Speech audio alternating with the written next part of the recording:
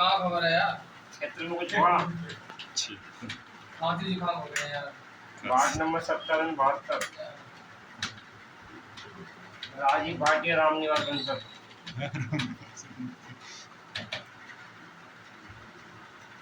Machine ठीक चल रही है? बिल्कुल सही चल रही है सब, आपकी दुआ है। इनकी दुआ आता दिन में मिली कोई टाइम मैं तो घर ही छोड़ के अब सेंटर में रहता हूँ। घर छोड़ के सेंटर में रहता हूँ। अच्छा हाँ, काम पे ध्यान दो भाई, ये अच्छी बात है। आपने इसलिए बोलना घर छोड़ दिया हमने, और क्या ध्यान छोड़ू बता। आओ फटाफट। ओके सर, आ रहा हूँ, चाय में मुँह मारा हूँ। अब जब मैं पढ़ा रहा हूँ होम में सबसे पहले पेस्ट है। पेस्ट से ये होता है जैसे मुझे इसकी डुप्लीकेट कॉपी चाहिए, तो हम क्या करते हैं, सिलेक्ट करते हैं, Ctrl+C करते हैं या इस पर क्लिक करते हैं, कॉपी हो गया। फिर कर्सर रखा और इसमें जाके पेस्ट करते तो एडिटीज आ जाता है ना।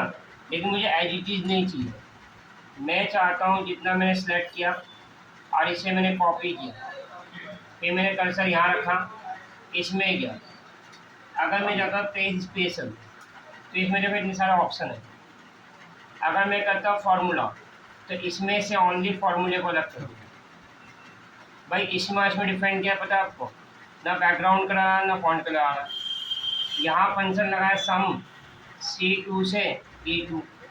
देखो ये यहाँ क्या आ रहा है, देखो सम S13 से J13, ये S13 में और लास्ट कहाँ पर है J13।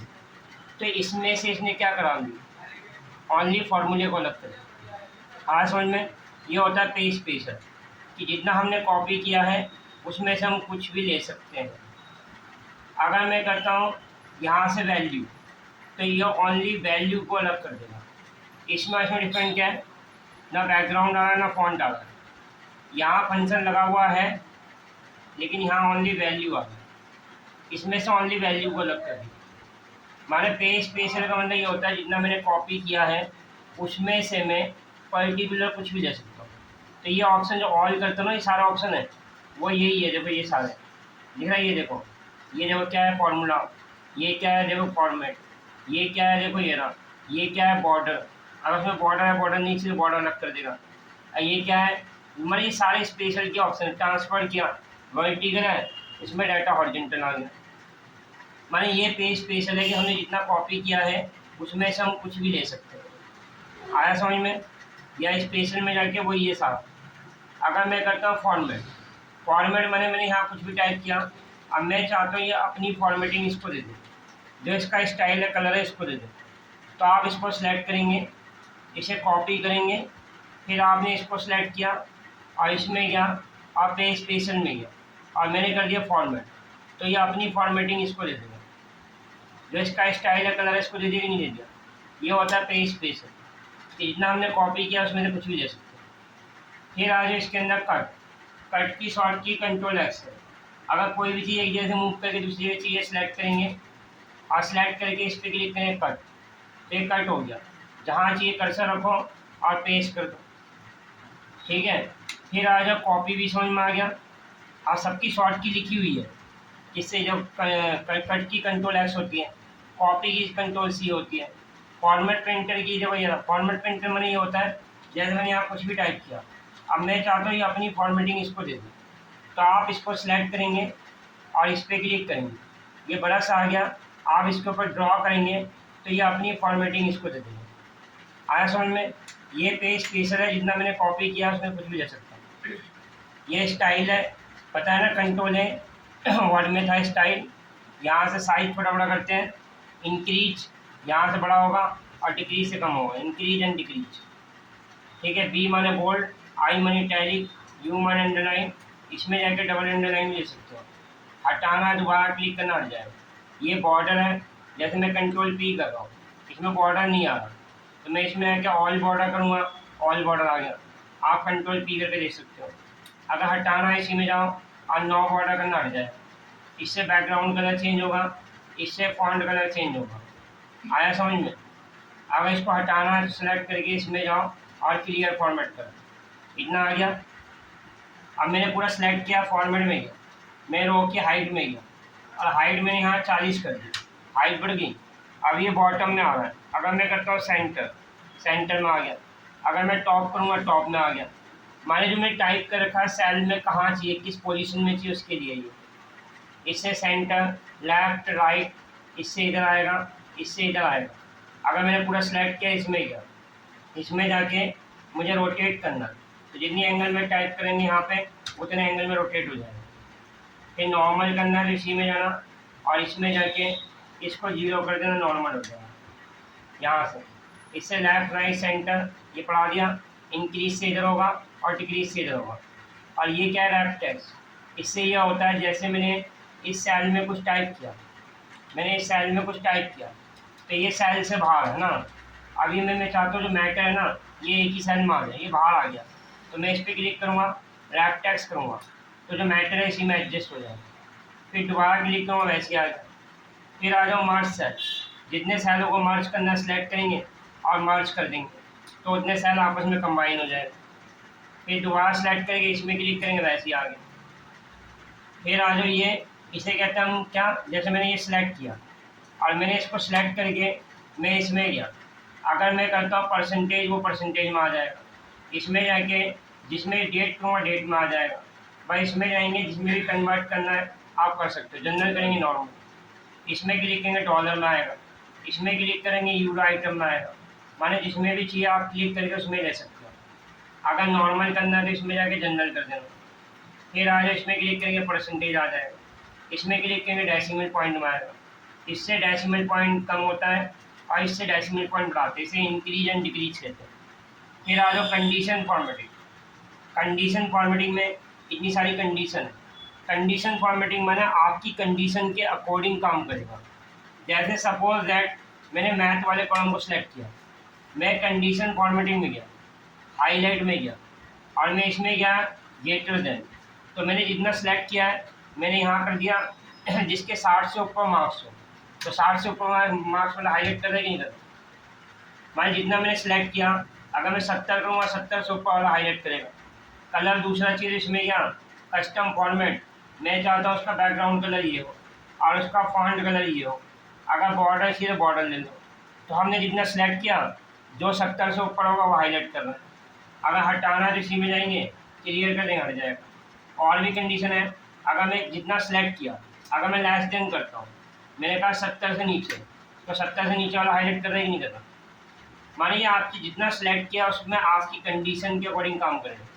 अगर मैं करता हूँ बिटवीन, बिटवीन माने दो वैल्यू के बीच में, मैं कहा 60 से 70 के बीच में जो भी हो, तो 60 से 70 के बीच में जो होगा वो हाईलाइट करेगा। माने आपकी कंडीशन के अकॉर्डिंग हाईलाइट करेगा। इक्वल माने जो अमाउंट में यहाँ लिखूँगा उससे मिलता जुलता अमाउंट जो होगा वो हाईलाइट करेगा। फिर इसी में क्या, अब इसमें जाके अगर मैं कहता हूँ टैक्स, टैक्स का मतलब समझ हो, जैसे अटेंडेंस शीट पर आया था प्रेजेंट हो तो इस कलर में, ऑब्सेंट हो तो इस कलर में, ये अल्फ़ाबेट को हाईलाइट करेगा। जैसे मैं यहाँ लिख दिया मैथ, तो जहाँ जहाँ मैथ है वो हाईलाइट करेगा। माने ये अल्फ़ाबेट को हाईलाइट करता है। जो मैंने अटेंडेंस शीट में पढ़ाया था, प्रेजेंट हो तो इस कलर में, ऑब्सेंट हो तो इस कलर में, तो ये अल्फ़ाबेट को हाईलाइट करता है। फिर आ जाओ ये, इससे ये किसको हाईलाइट करता है, डेट को। डेट माने जैसे मैंने डेट वाला कॉलम बनाया, पहले क्या आता है, मंथ आता है, फिर मैंने डेट लिया कब से चाहिए, फिर मैंने ईयर कर दिया, ठीक है। फिर कर्सर रखा, इसमें गया, सीरीज में गया, कॉलम किया, स्टॉप वैल्यू, पहले मंथ, डेट ले लिया 30 तक, फिर मैंने ईयर ले लिया 2025, तो वहीं तक आ गया। अब मैंने इसको सेलेक्ट किया, अभी ऐसे ही हमारा डेट, क्योंकि स्पेस नहीं है तो हम इसको यहाँ डबल क्लिक करके सेट कर सकते, सेलेक्ट किया। अब इसमें जाना, इसमें जाके मैं इस पर क्लिक करूँगा। अब देखो मैं इसको करता हूँ टुडे, टुडे मैंने आज की डेट हाईलाइट करेगा, दिखाता हूँ नीचे करना, जो आज की डेट होगी उसे हाईलाइट करेगा। आज की डेट क्या है, आज डेट क्या है, 13 तारीख ना, तो ये 13 को हाईलाइट करना चाहिए, 7 इसको हाईलाइट करना। जब यहाँ जाके क्लिक करना, जो भी डेट होगा ना यहाँ डेट को हाईलाइट करेगा। मैं जो भी डेट लूँगा, लास्ट वीक, दिस वीक, मैं जो भी लूँगा मैं उसको यस्टरडे, टुडे, ये डेट को हाईलाइट करेगा जितना आप सेलेक्ट करोगे। फिर इसी के अंदर क्या, अब इसके अंदर आ जाए डुप्लीकेट। डुप्लीकेट माने अगर सोचो इसमें डुप्लीकेट वैल्यू है, ठीक है, मैंने जितना सेलेक्ट किया और इसमें डुप्लीकेट वैल्यू को या हाईलाइट करेंगे। अगर डुप्लीकेट वैल्यू को हाईलाइट, माने ये कंडीशन फॉर्मेटिंग में ना आपकी कंडीशन के अकॉर्डिंग काम करेगा जितना डाटा सेलेक्ट है। अब इसमें क्या आता है, ऐसे आएगा टॉप 10 क्या, मैं टॉप 1 करूँगा तो जिसके सबसे हाईएस्ट होंगे वो हाईलाइट करेगा, टॉप 2 करूँगा तो टॉप 2 हाईलाइट करेगा, टॉप 3 करूँगा टॉप 3 हाईलाइट करेगा। माने ये इसको डेट को हाईलाइट करता है, मैंने इसको टॉपर कर ये रहा सारा। इसमें कैसे आएगा, ऐसे जिसके सबसे हाईएस्ट होंगे वो ग्राफ ऐसे होगा और जिसके कम होंगे कम होता जाएगा। अगर हटाना है तो इसी में जाके क्लियर कर देना। फिर और भी कंडीशन है, इसमें जाना ऐसे आएगा, जिसके सबसे हाईएस्ट है वो डार्क है और जिसके कम है वो लाइट होगा। अगर हटाना हो तो इसमें जाके क्लियर कर देना, समझे। माने आपकी कंडीशन के अकॉर्डिंग हाईलाइट करेगा। गुड मॉर्निंग भैया। जब आप इसमें जाएंगे जिसके सबसे हाईएस्ट होंगे ऊपर होगा एरो और जिसके कम होंगे नीचे होगा। माने ये एरो से एक्सप्लेन होगा। अगर हटाना तो इसी में जाओ और क्लियर कर देना, हट जाएगा।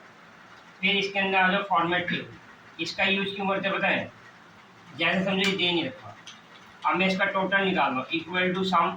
अब मैंने करा C2 से लेकर कहाँ से सम करना है, मैंने करा E2 और ब्रैकेट लगाया। बाकी वो निकालने के कर्सर रखना पड़ता है और ये प्लस आता है तो हमें नीचे ड्रैग करना पड़ेगा तभी तो निकलेगा। अगर बहुत बड़ा डाटा हो तो ड्रैग ही करते रह जाओगे।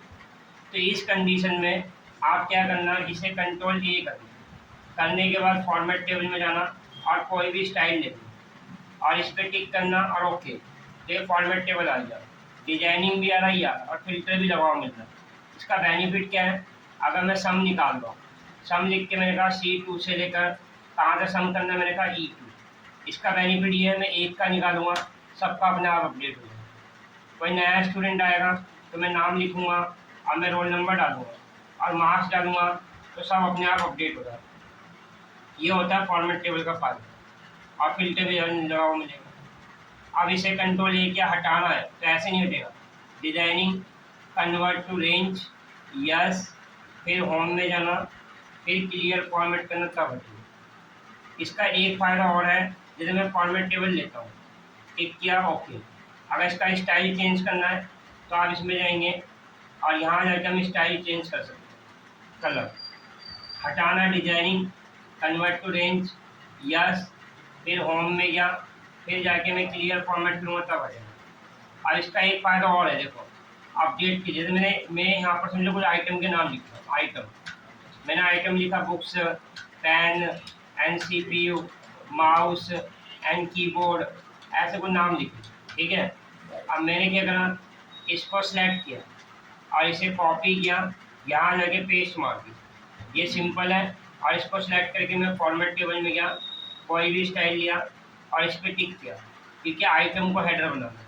तो ये फॉर्मेट टेबल आ गया, सिंपल टेबल आ गया। अगर मैं इसको सेलेक्ट करता हूँ, मैं इसे कॉपी करता हूँ, यहाँ जाके पेस्ट मार। अगर मैं इसकी लिस्टिंग बनाता हूँ, कर्सर रखा, डाटा में गया, डाटा वैलिडेशन में गया, इसमें जाके मैंने लिस्ट ले लिया, लिस्ट। अब मैंने ये सारा सेलेक्ट कर लिया ऐसे और इसे ओके किया तो ये लिस्ट में आ रहा है ऐसे। अगर स्टूडेंट में कुछ नया आइटम ऐड करता हूँ तो देखो इसमें कुछ फ़र्क नहीं पड़ रहा। कुछ फ़र्क पड़ रहा है नहीं। लेकिन अगर मैं इसकी लिस्टिंग बनाऊँगा, कर्सर रखा, डाटा में गया, डाटा वैलिडेशन में गया और इसमें जाके मैं लेता हूँ लिस्ट और इसमें जाके इन सब की एंट्री कर देता हूँ और इसे ओके करता हूँ तो ये ऐसा आ रहा है। अगर इसमें कुछ नया आइटम में ऐड करता हूँ अपडेट, तो देखो इसमें ऑटोमेटिकली अपडेट हो जाएगा। होगी कि नहीं होगी। अगर मैं इसमें कोई चीज़ डिलीट मारूंगा तो ऑटोमेटिकली इसमें से डिलीट हो जाएगा।